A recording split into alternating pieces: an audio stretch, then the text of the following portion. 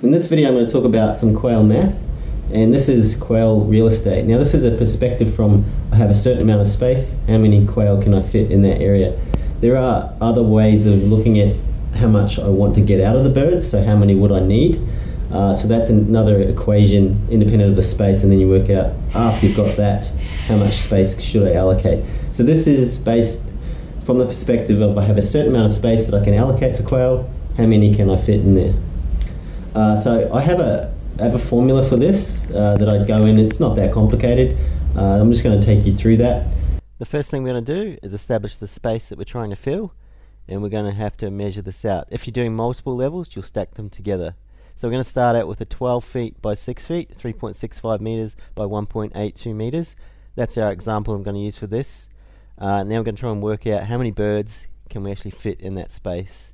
But one thing to remember is that some of those birds are going to need to be roosters, so we can have fertilized eggs and keep a breeding program going. Just keep that in mind, because you don't get too excited that you have so many hens.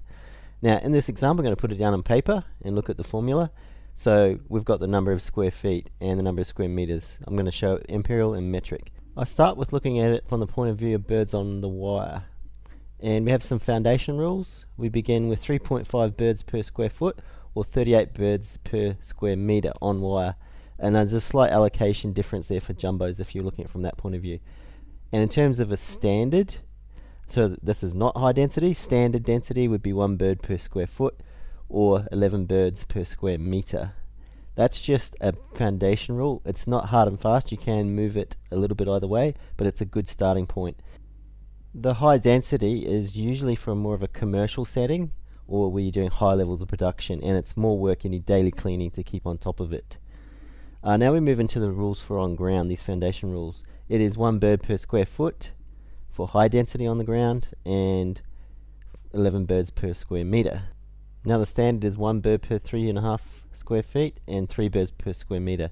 I use the standard because it's less work. Basically that's the reason I do it.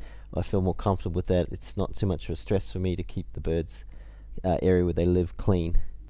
Now the overall analysis gives you a high density on wire of 252 versus a standard of 72, and it's the same for the metric, because we're talking about just the birds now.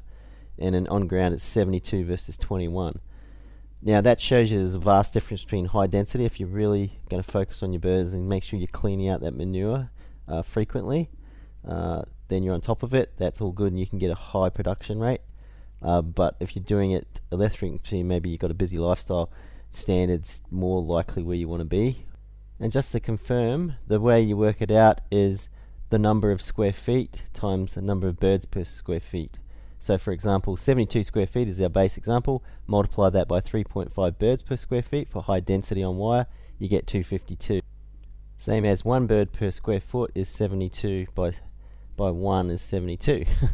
And if you're looking at 1 bird per 3.5 square feet on ground, then you end up dividing 72 by 3.5, which will give you 21 on a standard ground setting.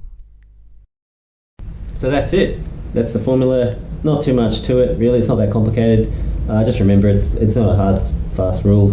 You can obviously go more or less. It's just a guide, really. Gives you an idea of what you can do.